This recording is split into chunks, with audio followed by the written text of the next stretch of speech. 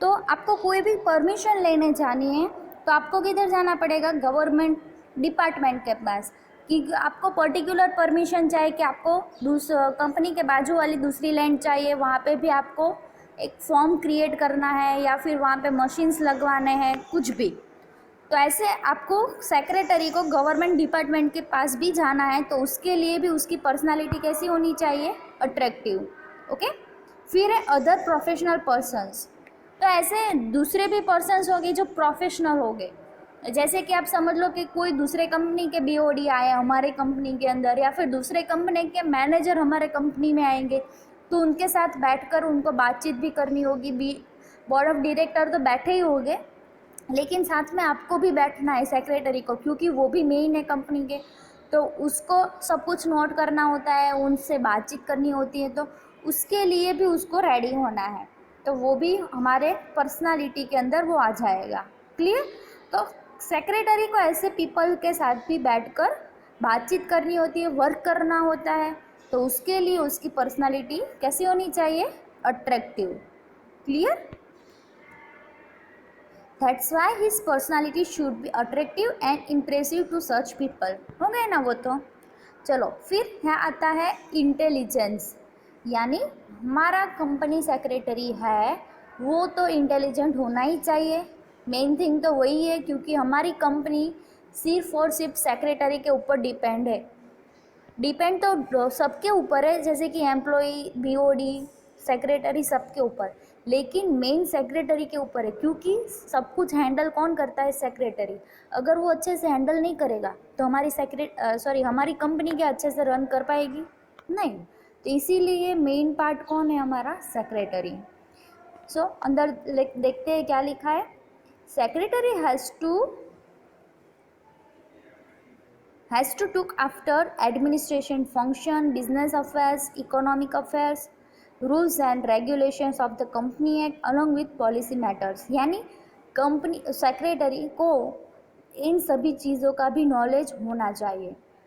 Administration जो होता है, एडमिनिस्ट्रेशन पार्ट होता है, उसके अंदर उसको कितना कैसे वर्क करना होता है, उसको कैसे रन करना है, कौन कौन से गैजेट्स आपको यूज़ करने हैं, इंटरनेट की स्पीड आपको कैसे रखनी है, राउटर रखवाना है कि नहीं रखवाना है, वो सब कुछ कंपनी सेक्रेटरी करेगा। क्योंकि जो फिनेंशियल सब कुछ होता है कंपनी का, वो सेक्रेटरी के हाथ में ही होता है। फिर है बिजनेस अफेयर्स। बिजनेस के अंदर कैसे प्रॉफिट्स होते हैं, कैसे लॉस होते हैं, वो भी। इकोनॉमिक अफेयर्स जो हमारी कंट्री में चलते हैं वो। फिर है rules and regulations of the company act. Company act के अंदर रूल्स एंड रेगुलेशन कौन से लाने हैं, जैसे कि एम्प्लॉय ले लो, तो एम्प्लॉय को मिनिमम 1 या 2 ईयर रखने का कॉन्ट्रैक्ट हमको रखना है कि नहीं रखना है। फिर दूसरे आपको कितने मैक्सिमम मशीन्स आप रख सकते हो, कितनी कैपिटल है हमारे पास, उसको कैसे एडजस्ट करना है, वैसे सारी पॉलिसी भी बहुत सारी होती है। तो उन सभी चीज़ों के बारे में भी सेक्रेटरी को नॉलेज होना चाहिए। Clear. To carry out all this commitments must be intelligent and sharp to take all these matters. यानी इन सभी चीज़ों के बारे में उसको बहुत अच्छा नॉलेज होना चाहिए, क्योंकि उसको ये सभी चीज़ें साथ में कैरी करते हुए ही बिज़नेस को रन करना है, इसलिए तो उसके बारे में उसका जो इंटेलिजेंस पावर है वो अच्छा होना चाहिए। 5th वन है हमारा डिसीजन पावर। जो हमारे सेक्रेटरी है उसका जो डिसीजन पावर है वो क्विक होना चाहिए। ऐसा नहीं कि कोई प्रॉब्लम आ जाए और वो ऐसा बोल दे कि रुको भाई रुको, मैं 2 मिनट में आता हूँ, तब तक वो बोर्ड ऑफ डायरेक्टर से पूछ के आए या मैनेजर से पूछ के आए और बोले कि चलो हमको क्या करना चाहिए, ऐसा करना चाहिए कि वैसा करना चाहिए, तब तक तो वो प्रॉब्लम है वो कहीं पर भी जा चुकी होगी, और जो सेक्रेटरी की जो इम्प्रेशन होगी ना वो अच्छी नहीं रहेगी। तो उसके लिए उसका डिसीजन पावर है वो क्विक होना चाहिए। Okay. Very difficult to take proper decision at a proper time. यानी सभी लोगों के लिए वो डिफ़िकल्ट होता है कि प्रॉपर टाइम में आपका जो डिसीज़न है वो प्रॉपर होना चाहिए, जो आपका टाइमिंग है वो भी प्रॉपर होना चाहिए, प्लस जो आप जो डिसीज़न ले रहे हो वो भी प्रॉपर होना चाहिए। फिर है also very essential to take prompt decision for effective administration and to take advantage of available opportunities। कभी कभी क्या होगी कि उसकी जो अपॉर्चुनिटीज़ है उसको आपको हम क्या बोलते हैं उसको आपको तुरंत पकड़ लेना है कि अपॉर्चुनिटी आई नहीं और हम लोगों ने पकड़ ली नहीं। ऐसा कभी कभी क्या होती है, जब वो अपॉर्चुनिटी आपके हाथ से निकल जाएगी ना तो आपको बहुत ही अफसोस होगा। तो उसके लिए सेक्रेटरी को क्या करना है, फटाक से उसको पकड़ लेना है और आगे बढ़ना है। If the secretary has quick time, proper decision power and energy can be saved. कभी कभी क्या होगा, अगर आप प्रॉपर टाइम पे अच्छा डिसीजन ले पाओगे तो आपका जो टाइम है वो भी सेव होगा, प्लस आपकी जो इम्प्रेशन है ना वो सबके ऊपर अच्छी पड़ेगी, एम्प्लॉय के ऊपर भी और उन एम्प्लॉय के ऊपर भी। और एम्प्लॉय को क्या लगेगा कि जो हमारा जो सेक्रेटरी है वो इंटेलिजेंट है, वो अच्छे से डिसीजन ले पा रहा है और वो अच्छा डिसीजन ले रहा है। प्लस बोर्ड ऑफ डायरेक्टर को लगेगा कि नहीं, ये सेक्रेटरी हमने जो रखा है, जो हमने अपॉइंट किया है वो परफेक्ट है, वो हमारे बिजनेस के बारे में ही सिर्फ सोचता है, उसके सारे प्रॉब्लम्स वो दूर करता है। तो ऐसे सबके माइंड में आपकी जो इम्प्रेशन है वो अच्छी क्रिएट होगी।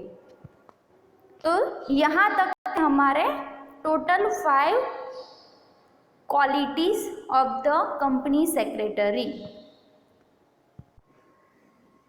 एक बार हम लोग वापस देख लेते हैं क्वालिटीज ऑफ सेक्रेटरी।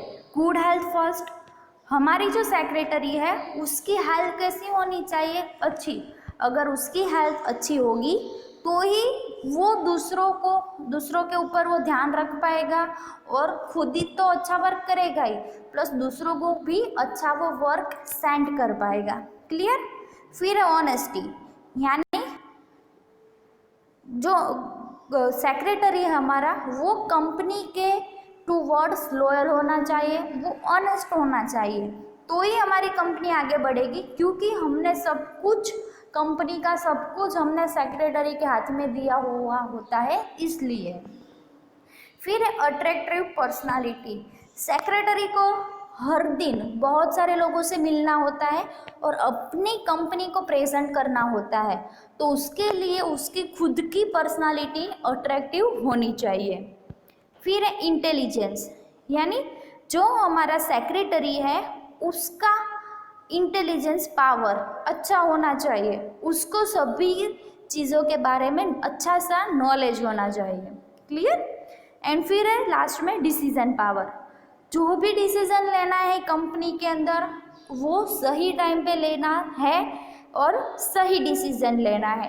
तो क्या होगा, उससे आपके जो इम्प्रेशन है वो एम्प्लॉई में भी अच्छी पड़ेगी, प्लस आपके जो अपर लेवल के लोग हैं जो है बोर्ड ऑफ डायरेक्टर, मैनेजर्स, उन लोगों के माइंड में भी आपकी अच्छी इम्प्रेशन पड़ेगी। तो आपको सही टाइम पे क्विकली और अच्छा सा डिसीज़न लेना है। तो ऐसा डिसीज़न पावर जो सेक्रेटरी में होगा वो अच्छा कहलाएगा।